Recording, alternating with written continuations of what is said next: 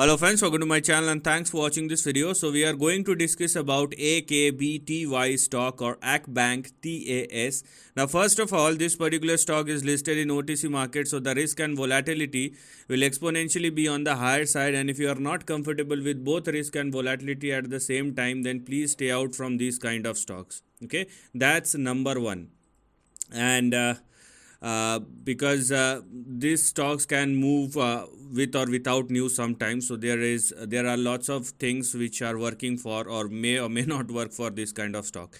Anyways, for Akbty stock, what we can clearly see right now is the stock is actually trading above its previous support level, and that's very important. Okay, it is actually very important because now it looks more like a price reversal.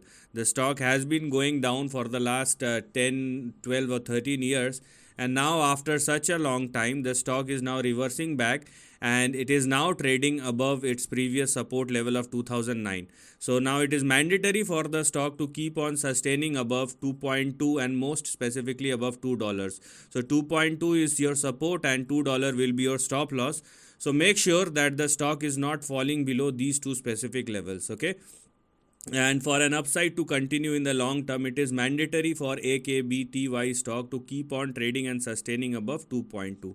I think these two things are very clear because they are very simple to understand, and just don't try to go below the support and stop loss.